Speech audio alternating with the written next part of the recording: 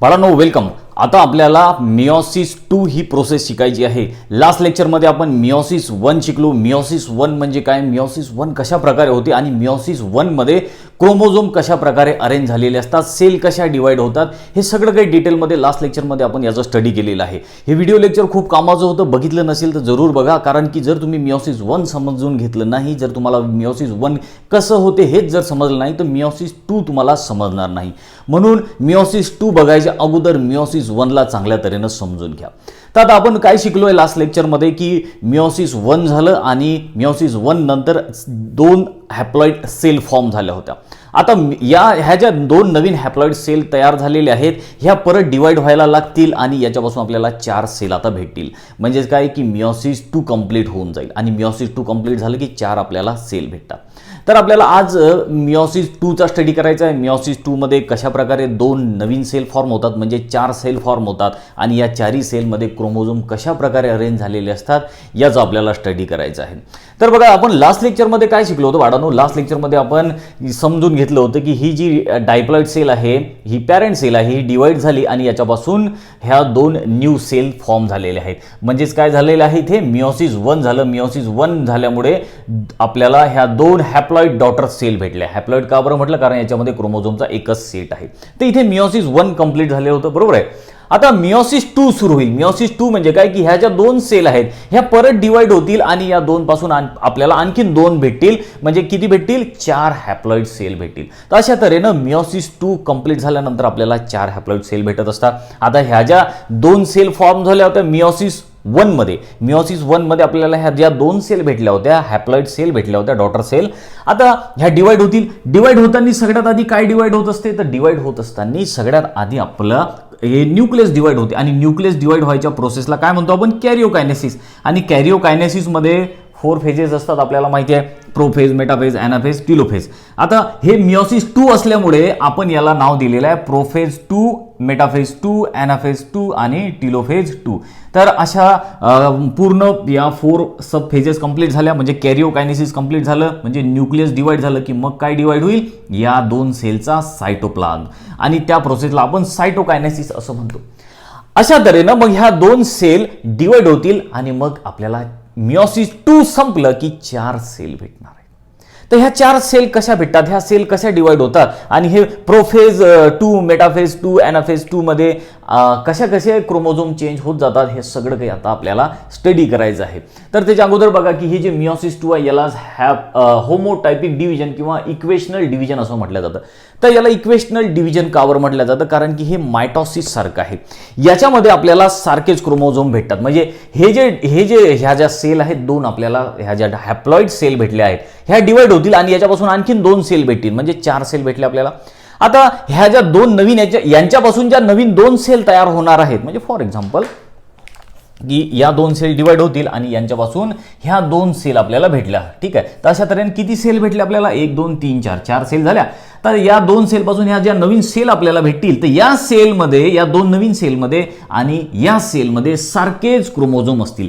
सारखेच आहे म्हणजे इक्वेशनल झालं, किंवा मग आपण याला काय म्हटलं, होमोटायपिक डिव्हिजन. म्हणून मियोसिसला काय म्हटलं जातं, म्हणून मियोसिसला होमोटायपिक किंवा इक्वेशनल डिव्हिजन म्हणतात.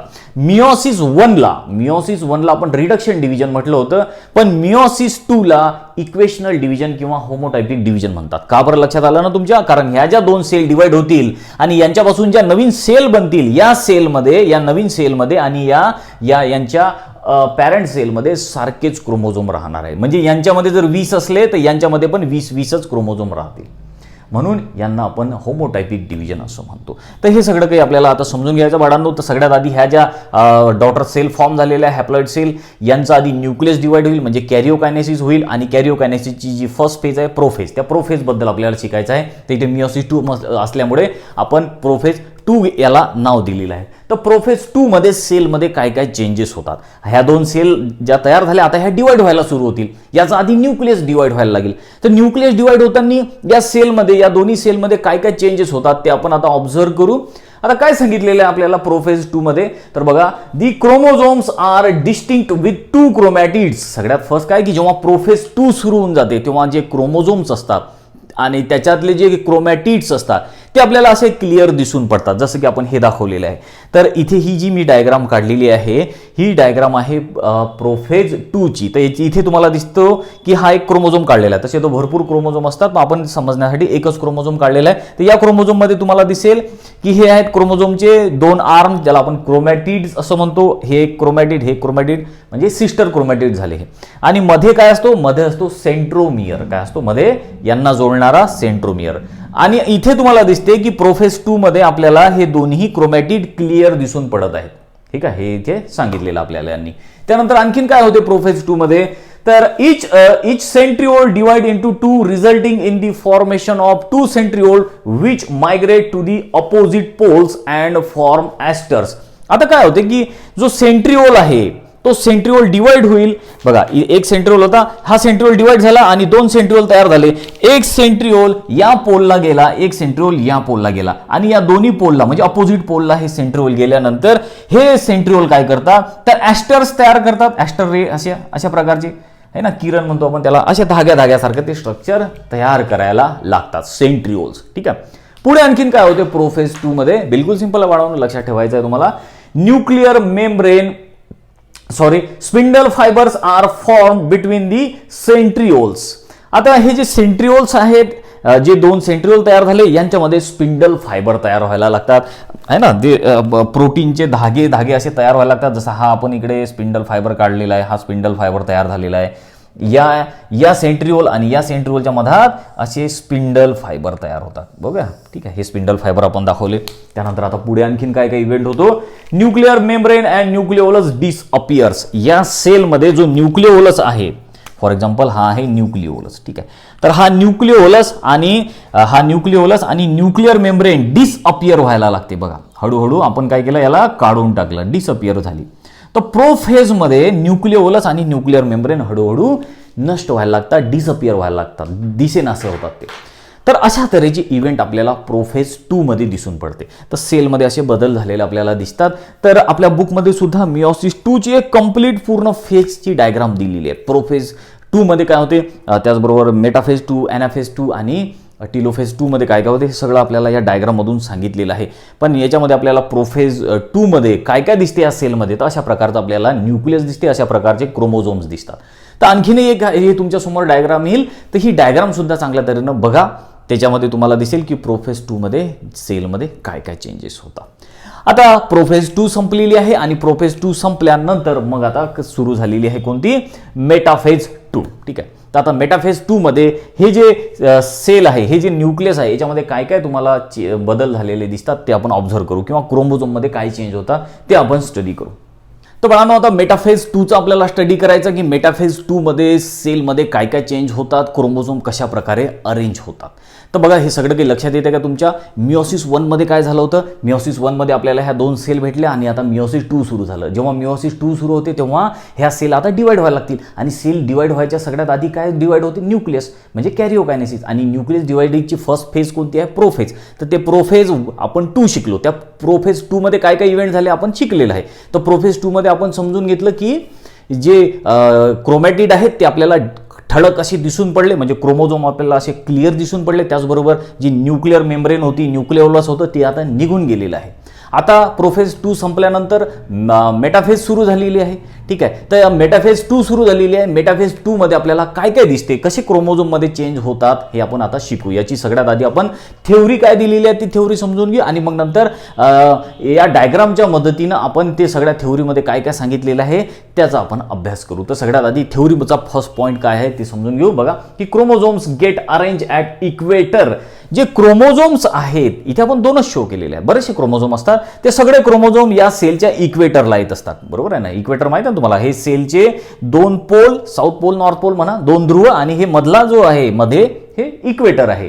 तर नेहमी इथे लक्षात ठेवायचं बाळांनो, मेटाफेजमध्ये ती मेटाफेज ही मायटॉसिसची असो किंवा ती मिओसिसची असो, या मेटाफेजमध्ये क्रोमोझोम्स नेहमी हे या सेलच्या सेंटरला येतील, म्हणजेच काय, इक्वेटरला येतील. लक्षात घ्या, आपण मायटॉसिसमध्ये पण हेच शिकलो. मायटॉसिसमध्ये पण मेटाफेजमध्ये क्रोमोझोम नेहमी मध्येच आले होते, सेंटरला आले होते किंवा इक्वेटरला आले होते. मिओसिस 1 मध्ये सुद्धा आपण शिकलो होतो की मेटाफेजमध्ये हे क्रोमोझोम सेंटरलाच आले होते आणि मिओसिस 2 मध्ये सुद्धा हे मेटाफेजमध्ये क्रोमोझोम मधातच येतात, म्हणजे इक्वेटरला येतात. ही गोष्ट लक्षात ठेवायची आहे. तर जेव्हा जेव्हा मेटाफेज येईल तेव्हा लक्षात ठेवायचं क्रोमोझोम हे मधात येतात, एकदम सेंटरला येऊन जातात, म्हणजे इक्वेटरला येऊन जातात सेलच्या.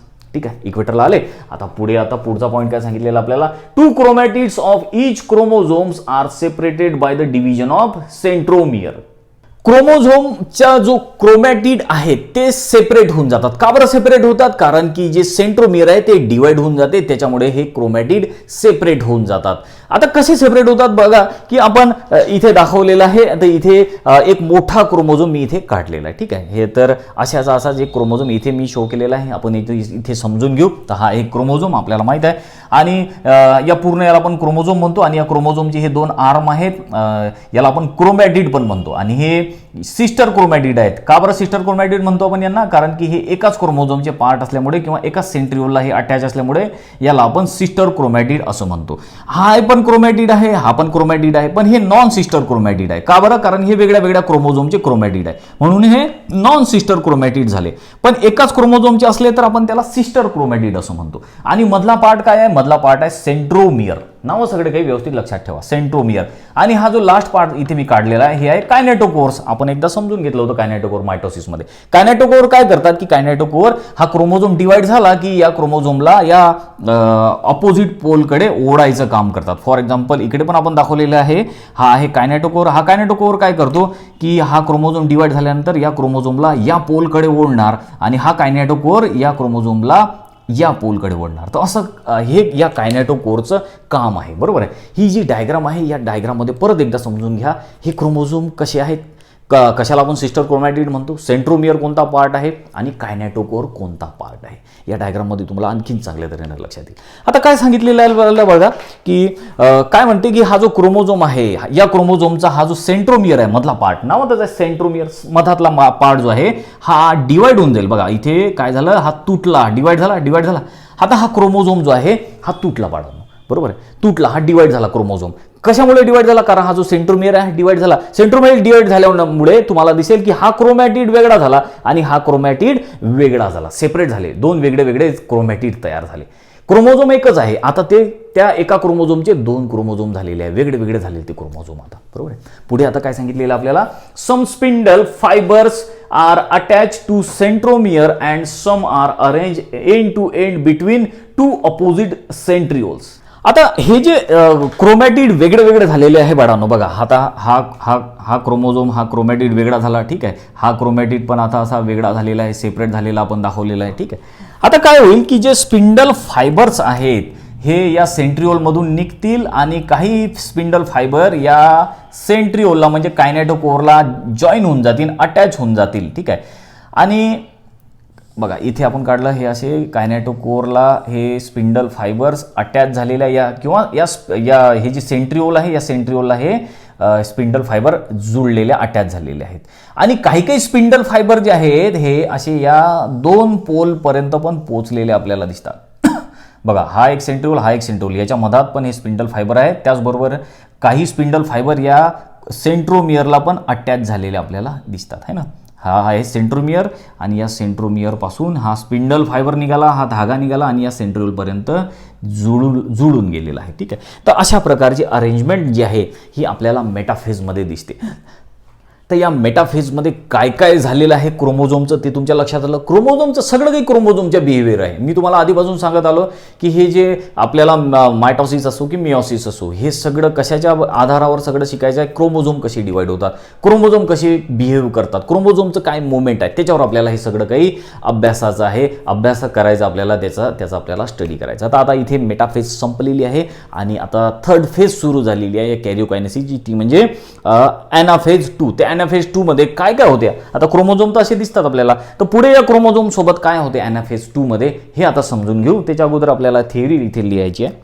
तर बाळांनो, ॲनाफेज 2 मध्ये क्रोमोझोम्स मध्ये काय काय चेंजेस होतात ते आता आपल्याला शिकायचं आहे. त्याच्या अगोदर आपल्याला जी थेओरी दिलेली आहे ती थेओरी आपण वाचू आणि मग या थेओरीमध्ये काय सांगितलेलं आहे ते या डायग्रामच्या मदतीनं ते सगळं काही समजून घ्यायचं आपल्याला. तर ठीक आहे, सगळ्यात आधी बघा थेओरीमध्ये काय सांगितलेलं आहे. NFS 2 मध्ये क्रोमोझोममध्ये काय काय चेंजेस होतात. तर बघा काय आहे की separated chromatids become a daughter chromosomes and move to opposite poles due to contraction of spindle fibre attach to centromere. तर NFS मध्ये आपल्याला एवढी सगळी माहिती सांगितलेली आहे. ठीक आहे, बिलकुल शॉर्टमध्ये आहे हे सगळं काही सांगितलेलं. आता काय झालेलं आहे बघा की आपण शिकलो की हा जो क्रोमोझोम आहे हा क्रोमोझोम या डिवाइड झाला. या हे जे सेंट्रोमियर आहे हे सेंट्रोमियर डिवाइड झालं आणि एका क्रोमोझोमचे 2 क्रोमोझोम तयार झाले. हे जे 2 क्रोमोझोम तयार झाले बघा इथे आपण दाखवलेलं आहे. तर हा सेंट्रोमियर डिवाइड झाला आणि 2 क्रोमोझोम तयार झालेले आहेत. ठीक आहे, हे 2 क्रोमॅटिड दिसतात. हा एक क्रोमॅटिड, हा एक क्रोमॅटिड वेगळा वेगळा झालेला आहे. एकच क्रोमोझोम होता, आता त्या एका क्रोमोझोमचे असे 2 क्रोमोझोम तयार झालेले आहेत.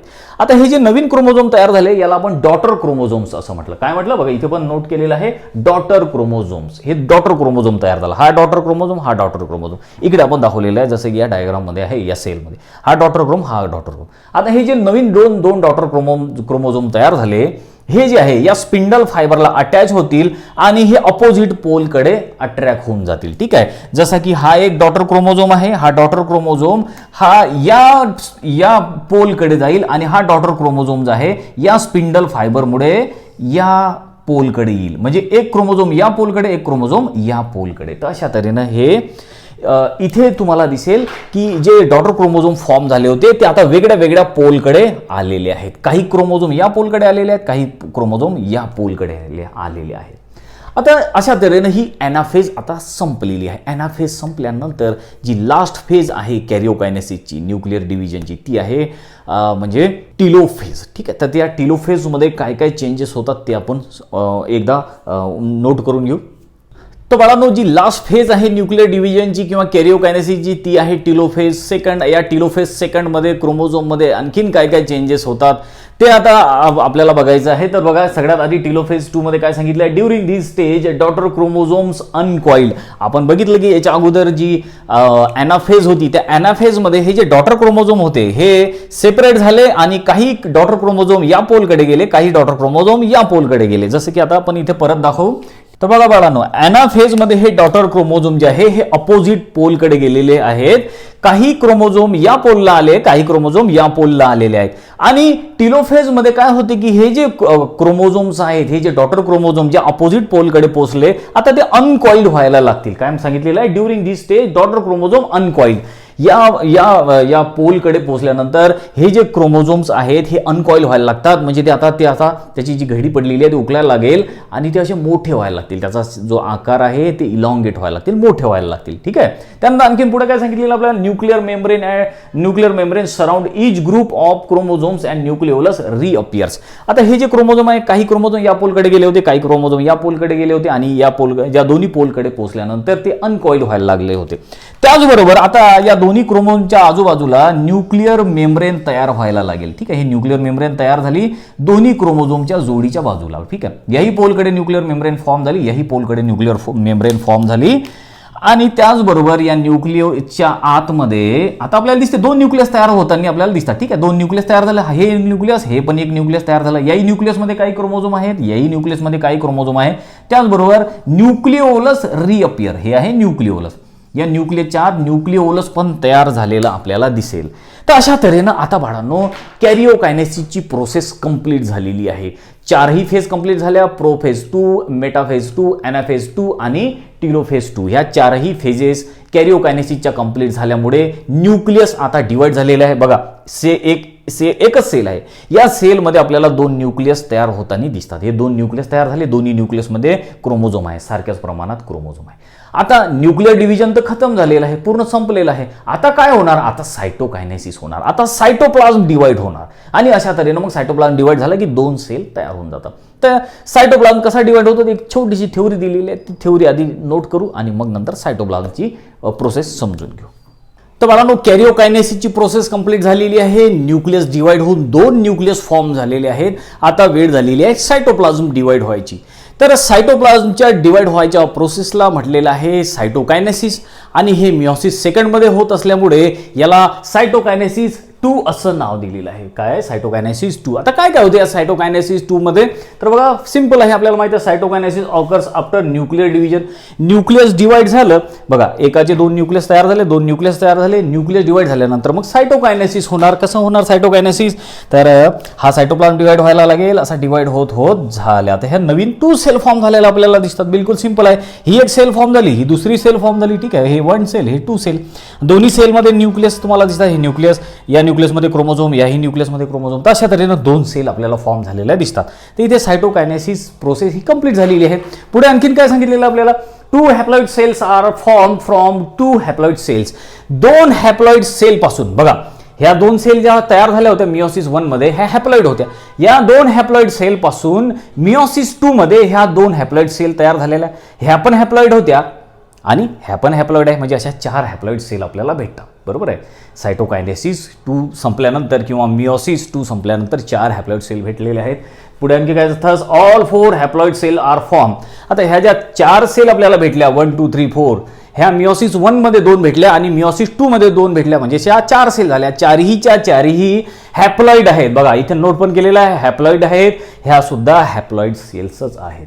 तर पुढे आणखीन काय सांगितलेलं आहे? These cells undergoes further changes to develop into gametes. आता ह्या ज्या सेल्स आहेत हॅप्लॉइड सेल्स, यांच्यामध्ये आणखीन काही चेंजेस होतील आणि यांच्यापासून गमिट्स फॉर्म होतील. जसं की आपल्याला माहिती आहे मेल गमिट, फिमेल गमिट. आपला जो स्पर्म आहे आपण त्याला मेल गमिट असं म्हणतो, आणि मुलींमध्ये ज्या ओहम आहेत, एग्स आहेत, त्याला आपण फिमेल गमिट असं म्हणतो. आता जेव्हा हे स्पर्म किंवा शुक्राणू म्हणतो आपण, किंवा मुलींमध्ये जे एग्स असतात किंवा ओहम असतात, हे कोणत्या प्रोसेसनी फॉर्म होतात? तर हे नेहमी मियोसिस या प्रोसेसनी फॉर्म होतात. पुढे सुद्धा तुम्ही जेव्हा रिप्रोडक्शन शिकणार तेव्हा तुम्हाला हे कामात पडणार आहे, तिथे सुद्धा हा पॉईंट येणारच आहे. त्यामुळे हे लक्षात ठेवायचं आहे की मुलींमधले ओहम असो, एग्स असो, की मुलांमध्ये स्पर्म असो, हे जे गमिट आहे, ज्याला आपण गमिट म्हणतो, हे मियोसिसनी तयार होणारे आहेत. ह्या सेल आहेत शेवटी. ह्या गमिट म्हणजे काय? शेवटी सेल आहेत. जेव्हा ज्याला आपण शुक्राणू म्हणतो, स्पर्म म्हणतो, हे शेवटी काय आहे? तर सेलच आहेत. आणि ह्या सेल कोणत्या प्रोसेसनी तयार होतात? हे गमिट कोणत्या प्रोसेसनी तयार होतात? तर मियोसिस या प्रोसेसनी तयार होतात. अशा तऱ्हेनं ते तयार होत असतात. तर इथे तुमच्या लक्षात आलं की जेव्हा मियोसिस 2 होईल तेव्हा अशा 4 सेल आपल्याला भेटतात. आणि मियोसिस 2 ला आपण काय म्हटलेलं? मियोसिस 2 ला होमोटायपिक डिव्हिजन किंवा इक्वेशनल डिव्हिजन म्हटलं. का बरं याला होमोटायपिक डिव्हिजन म्हटलं? कारण की बघा, ह्या ज्या 2 हॅप्लॉइड सेल फॉर्म झाल्या, हे या 2 सेल पासून भेटल्या होत्या आपल्याला. ही सेल डिवाइड झाली, ही भेटली, ही सेल डिवाइड झाली, ही सेल भेटली. आता ह्या ज्या हॅप्लॉइड सेल आहे, हॅप्लॉइड म्हणजे काय? एकच क्रोमोझोमचा सेट आहे. बरोबर आहे. तर या सेलचं जे क्रोमोझोम आहे ते डिवाइड झालं आणि या क्रोमोझोम पासून, या सेलच्या क्रोमोझोम पासून या सेलचं क्रोमोझोम बनलेलं आहे. बरोबर आहे. इथे क्रोमोझोमची जोडी नव्हती, इथे एक क्रोमोझोम तुटला मधातून. आपण शिकलो, मी तुम्हाला सांगितलं की कसा तो एक क्रोमोझोम होता, तो क्रोमोझोम मधातून डिवाइड झाला आणि 2 क्रोमोझोम तयार झाले किंवा 2 क्रोमॅटिड तयार झाले. तर अशा तऱ्हेने एका क्रोमोझोमचे 2 क्रोमोझोम तयार झाले. बरोबर आहे. एक क्रोमोझोम इथेच राहिला, एक क्रोमोझोम या सेलमध्ये आला. तर ही पण हॅप्लॉइड आहे, ही पण हॅप्लॉइड आहे. इथे बघा, हे जे मियोसिस 1 झालं, मियोसिस 1 झालं होतं तेव्हा हे डायप्लॉइड सेलमध्ये झालं होतं. डायप्लॉइड म्हणजे काय? इथे 2 क्रोमोझोम होते, 2 क्रोमोझोमचे सेट होते. तर एक क्रोमोझोमचा सेट डिवाइड झाला, एक क्रोमोझोमचा सेट या सेलमध्ये आला, एक क्रोमोझोमचा सेट या सेलमध्ये आला. तर अशा तऱ्हेने हे मियोसिस 1 होतं. इथे रिडक्शन डिव्हिजन झालं. बरोबर आहे. इथे 2 क्रोमोझोम होते, इथे एकच क्रोमोझोम आला, त्यामुळे हे रिडक्शन झालं. बरोबर आहे. पण इथे जे मियोसिस 2 झालं, हे इक्वेशनल डिव्हिजन म्हटलं जातं याला, किंवा याला होमोटायपिक डिव्हिजन म्हटलं जातं. कारण इथे रिडक्शन झालं नाही. इथे जेवढे क्रोमोझोम या सेलमध्ये होते तेवढेच क्रोमोझोम याही सेलमध्ये राहिले. कारण इथं 2 क्रोमोझोम नव्हते, एकच क्रोमोझोम होता. त्या एकाचेच 2 क्रोमोझोम झाले. एक क्रोमोझोम या सेलमध्ये राहिला, एक क्रोमोझोमचा सेट या सेलमध्ये आला. म्हणून अशा टाईपच्या आपण सेल डिव्हिजनला, मियोसिस जे सेकंड आहे या सेल डिव्हिजनला आपण होमोटायपिक डिव्हिजन किंवा इक्वेशनल डिव्हिजन असं म्हणतो. तर इथे बाळांनो आपण पूर्ण मियोसिसचा स्टडी केला. मियोसिस 1 मध्ये सेलमध्ये काय होते, मियोसिस 2 मध्ये सेलमध्ये काय काय चेंजेस होतात हे आपण स्टडी केलं. आणि मग आपल्याला मियोसिस 1 आणि मियोसिस 2 कंप्लीट झाल्यानंतर आपल्याला अशा 4 हॅप्लॉइड सेल भेटलेल्या आहेत. तर इथे आपण पूर्ण हे आपल्या मिओसिसचा पूर्ण प्रोसेसचा स्टडी केलेला आहे. आता एक लास्ट पॉईंट आपल्या बुकमधला राहिलेला आहे आणि तो आहे सिग्निफिकन्स ऑफ मिओसिस.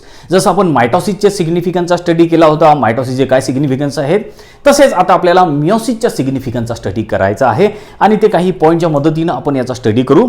तर बाळांनो, आपल्याला मिओसिसच्या सिग्निफिकन्सचा स्टडी करायचा आहे. 1 बाय 1 करून आपण ते सगळे सिग्निफिकन्स जे आहेत, जे आपल्या टेक्स्ट बुकमध्ये दिलेले आहेत, ते सगळे सिग्निफिकन्स समजून घेऊ. सगळ्यात फर्स्ट सिग्निफिकन्स कोणता दिलेला आहे तर बघा, मिओटिक डिव्हिजन प्रोड्युसेस गमिट्स. मिओसिस जेव्हा होते तेव्हा गमिट्स फॉर्म होतात. जसं की आपल्याला माहित आहे की आपले जे स्पर्म आहेत, मुलांमधले स्पर्म, मुलींमधले ओहम किंवा एग्स, हे मिओसिसमुळे तयार होतात, मायटोसिसमुळे नाही, मिओसिसमुळे तयार होतात. लक्षात ठेवा की जे गमिट तयार होत असतात ते कोणते ऑर्गॅनिझम असो, ते प्लांट असो, ॲनिमल असो, तर त्यांच्यामध्ये जे गमिट तयार होतात ते मिओसिस या प्रोसेसनी होतात, मायटोसिसनी होत नाहीत, तर मिओसिसनी होतात. म्हणून गमिट फॉर्मेशनमध्ये मिओसिस खूप इम्पॉर्टंट रोल प्ले करते, हे लक्षात ठेवायचं तुम्हाला. त्यानंतर सेकंड पॉईंट काय दिलेला आहे, सेकंड सिग्निफिकन्स काय, if it is absent the number of chromosomes double और quadruple resulting in the formation of monstrosity. तर बघा, या पॉईंटचा मिनिंग काय आहे की तुम्हाला माहित असेल की आपल्या बॉडीमध्ये 46 क्रोमोझोम आहे ना, आपल्या सेलमध्ये 46 क्रोमोझोम आहे. हे 46 क्रोमोझोम कसे आलेले आहेत आपल्याला माहित आहे. आपल्या वडिलाचे 23 क्रोमोझोम, आपल्या आईचे 23 क्रोमोझोम, अशा तऱ्हेनं आपल्या बॉडीमध्ये 46 क्रोमोझोम आहे. जसं की ही जी आपली डायग्राम दिली याच्यामध्ये आपण समजून घेऊ. बघा, हा आहे स्पर्म आणि स्पर्म जो असतो तो हॅप्लॉइड असतो, म्हणजे याच्यामध्ये क्रोमोझोमचा एकच सेट असतो. म्हणजे याच्यामध्ये असतील, ह्युमनची गोष्ट करू आपण, 23 क्रोमोझोम असतील, 23, आणि हे सगळे हॅप्लॉइड आहे, म्हणजे फक्त एकच जोडी आहे याची. ठीक आहे. त्याचबरोबर हे आहे ओहम किंवा एग, मुलींमध्ये असते तसं, आणि हे सुद्धा हॅप्लॉइड सेल आहे. स्पर्म सुद्धा सेल आहे, ओहम सुद्धा सेल आहे. याच्यामध्ये पण 23 क्रोमोझोम आहे, याच्यामध्ये पण 23 क्रोमोझोम आहे, सिंगल सेट आहे त्याचा. आता जेव्हा वडिलाचा स्पर्म आणि आईचं ओहम हे एकमेकाला भेटतात तेव्हा काय तयार होतो, तेव्हा हा असा इंडिव्हिज्युअल तयार होतो. ठीक आहे, एक नवीन जीव तयार होतो. आता हा जो नवीन जीव तयार झाला याच्यामध्ये एक आईच्या क्रोमोझोमचा सेट आलेला आहे, एक वडिलाच्या क्रोमोझोमचा सेट आलेला आहे. म्हणजे अशा तऱ्हेनं हा जो नवीन जीव तयार झाला आहे, या नवीन जीवामध्ये परत 46 क्रोमोझोम आलेले आहे ना. तर अशा तऱ्हेनं हा जो नवीन जीव तयार झाला हा डायप्लॉइड ऑर्गॅनिझम आहे किंवा डायप्लॉइड इंडिव्हिज्युअल तयार झाला. आपल्या प्रत्येकाचा जन्म अशाच तऱ्हेनं होत असतो. आपल्यामध्ये वडिलाचे 23 क्रोमोझोम येतात, आईचे 23 क्रोमोझोम येतात, 23 46, तर 46 क्रोमोझोम मिळून आपला असा जन्म होत असतो. आता हे मिओसिसमुळे 23 क्रोमोझोम होतात. जर मिओसिस झालंच नसतं तर काय झालं असतं बघा. जर समजा हा जो स्पर्म आहे, फॉर एक्झाम्पल हा स्पर्म जर हॅप्लॉइड नसून जर डायप्लॉइड असता तर काय झालं असतं, जर याच्यात क्रोमोझोमचे 2 सेट असते, म्हणजे 46 क्रोमोझोम असते या स्पर्ममध्ये, आणि ओहममध्ये पण क्रोमोझोमचे 2 सेट असते, म्हणजे याच्यामध्ये पण 46 क्रोमोझोम असते, म्हणजे हे पण डायप्लॉइड. तर काय झालं असतं, मुलामध्ये काय झालं असतं, जो नवीन ऑर्गॅनिझम तयार झाला किंवा या दोघांच्या जोडण्यामुळे जो नवीन जीव तयार झाला त्याच्यामध्ये हे 2 क्रोमोझोम आणि हे 2 क्रोमोझोमचे सेट, म्हणजे 4 क्रोमोझोमचे सेट तयार झाले असते. बरोबर आहे, 4 असे क्रोमोझोमचे सेट तयार झाले असते. आणि अशा तऱ्हेनं ॲबनॉर्मॅलिटी आली असती. तो साधारण जीव राहिला असता का नाही, तो काहीतरी आकराड जीव तयार झाला असता. म्हणून त्या कंडिशनला काय नाव दिलेलं आहे, मॉन्स्ट्रॉसिटीज, मॉन्स्टर, असा आकराड जीव तयार झाला असता. म्हणून तर मिओसिस खूप इम्पॉर्टंट आहे. मिओसिस काय करते, हे डबल क्रोमोझोम राहू देत नाही. मिओसिसमुळे सिंगलच सेट राहतात क्रोमोझोमचे. बरोबर आहे. जर मिओसिस झालं नसतं तर हे असा सिंगल क्रोमोझोमचा सेट राहिला नसता, डबल क्रोमोझोमचे सेट झाले असते. डबल झाले असते तर मग नवीन जीव हा व्यवस्थित तयार झाला नसता, तो मॉन्स्टर झाला असता. तर हा एक मिओसिसचा फायदा आहे बाळांनो, ते एक लक्षात ठेवा. तर इथे ह्युमनचं आपलं एक्झाम्पल जे आहे ते तुमच्या डोक्यात ठेवा, म्हणजे तुम्हाला चांगल्या तऱ्हेनं लक्षात राहील. तर आता पुढचं नेक्स्ट पॉईंट काय सांगितलेलं आहे, the constant number of chromosomes in a given species across generation is maintain by meiosis.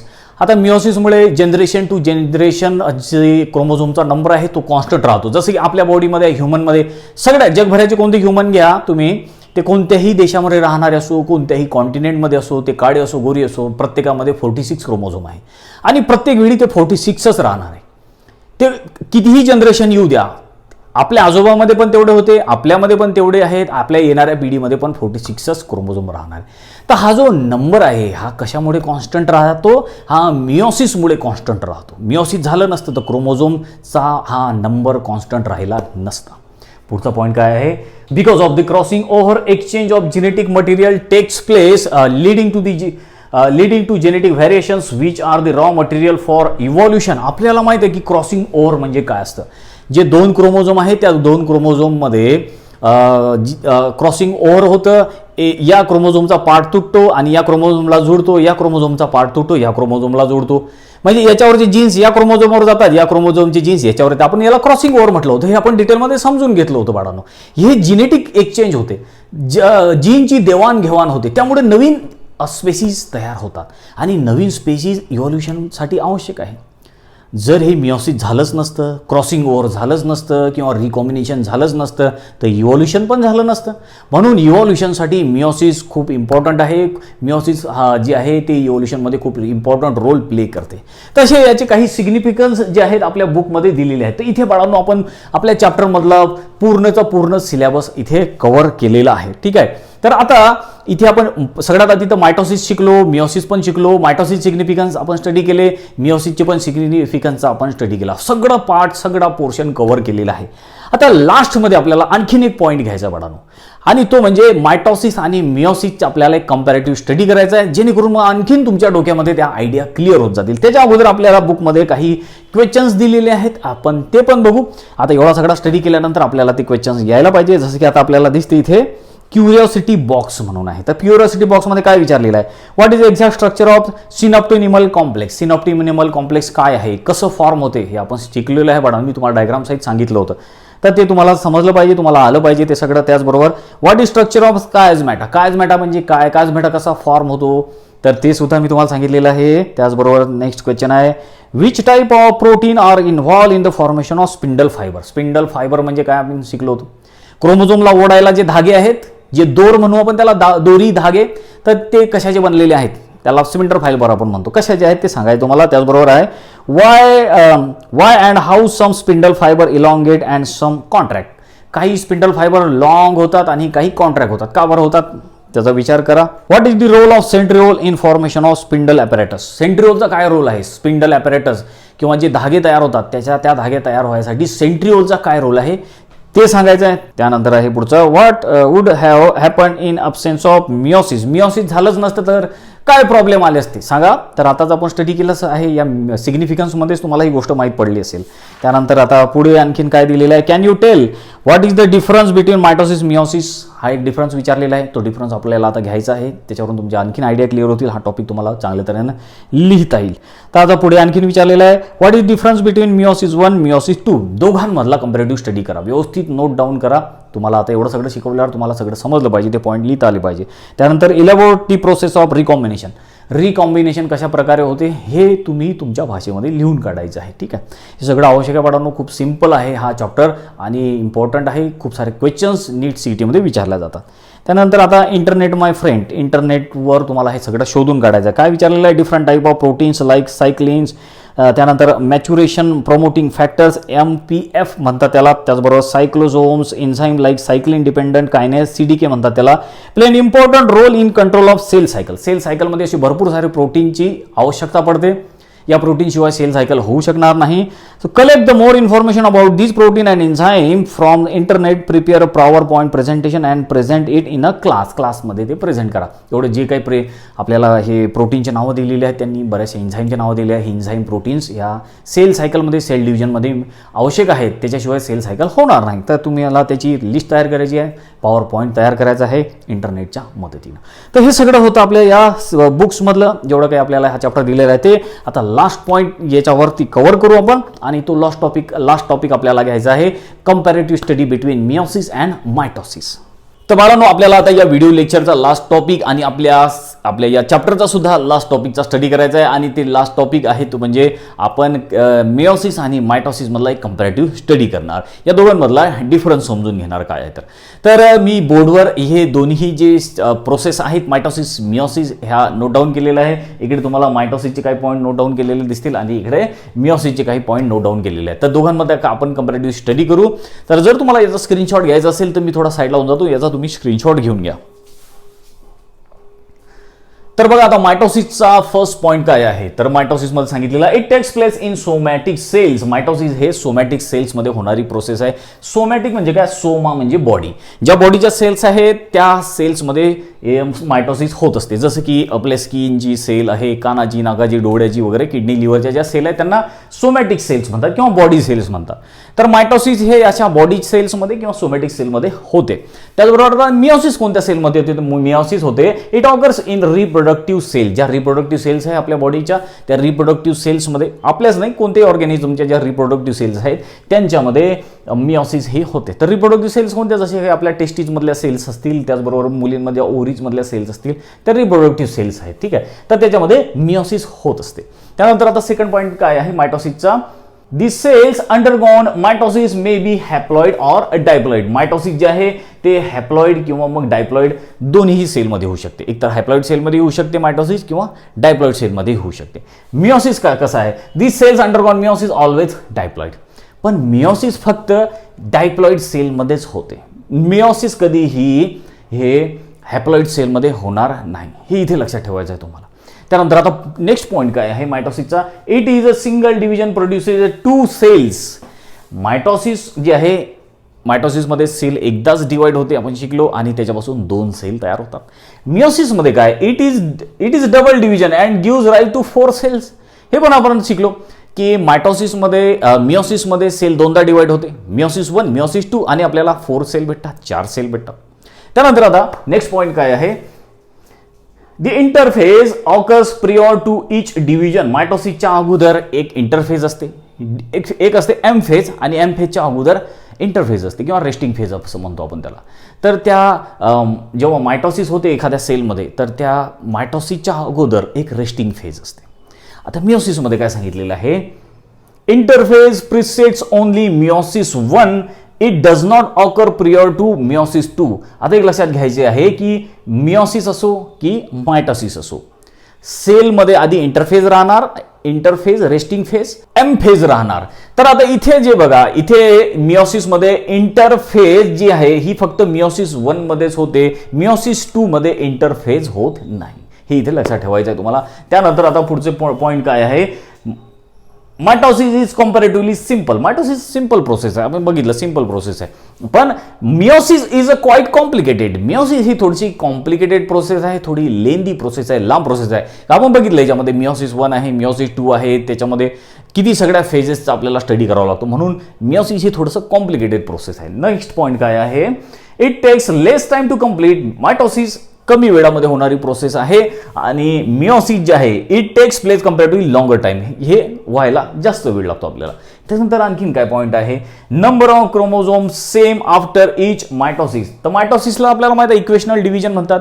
Sale कितीही तयार झाल्या तरी त्याच्यामध्ये पॅरेंट सेल आणि डॉटर सेलमध्ये सारखेच क्रोमोझोम असतात, म्हणून याला इक्वेशनल डिव्हिजन असं म्हणतो आपण. इकडे काय आहे की number of chromosomes is half after each meiosis. Meiosis आपल्याला माहिती आहे रिडक्शन डिव्हिजन आहे आणि रिडक्शन डिव्हिजन का बरं म्हणतो आपण, कारण पॅरेंट सेलमध्ये आणि डॉटर सेलमध्ये क्रोमोझोम जे आहे अर्धे अर्धे होऊन जातात. पॅरेंट सेलमध्ये 20 क्रोमोझोम असले तर डॉटर सेलमध्ये 10 क्रोमोझोम राहतात, म्हणून याला रिडक्शन डिव्हिजन म्हणतो आपण. म्हणूनच काय की क्रोमोझोमचा जो नंबर आहे तो हाफ होऊन जातो आफ्टर इच मिओसिस. मिओसिस नंतर क्रोमोझोम अर्धे होऊन जातात.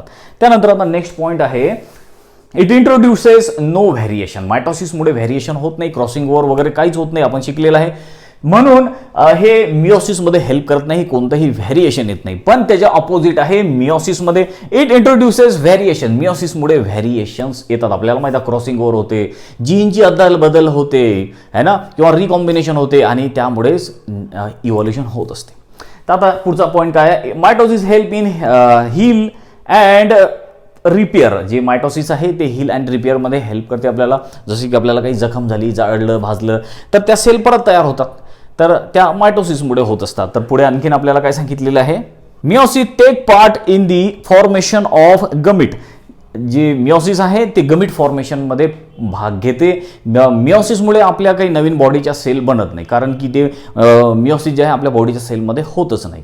त्यामुळे मिओसिसमुळे फक्त गमिट तयार होतात, स्पर्म तयार होतात, ओव्हम तयार होतात वगैरे. ह्या गमिट तयार होणारी ही प्रोसेस आहे. तर अशा तऱ्हेनं हा एक छोटासा डिफरन्स तुम्ही लक्षात ठेवा. या ॲक्च्युअलमध्ये आपण डिटेलमध्ये सगळं स्टडी केलेलं आहे, हे तुम्हाला माहीत असायलाच पाहिजे. तर इथे बाळांनो मिओसिस मायटोसिस हे सगळं कंप्लीट झालेलं आहे. खूप चांगला अभ्यास करा, खूप सारे MCQ सॉल्व्ह करा आणि आपल्या ॲपमध्ये ज्या टेस्ट होतात त्या रेग्युलर टेस्ट द्या. त्या टेस्ट दिल्यामुळे तुमचा परफॉर्मन्स खूप वाढणार आहे, तुम्हाला त्याची खूप हेल्प होणार आहे. आणि आता इथे आपला हा चॅप्टर संपलेला आहे. नेक्स्ट व्हिडिओमध्ये आपण एक नवीन आणखीन एक चॅप्टर डिस्कस करू.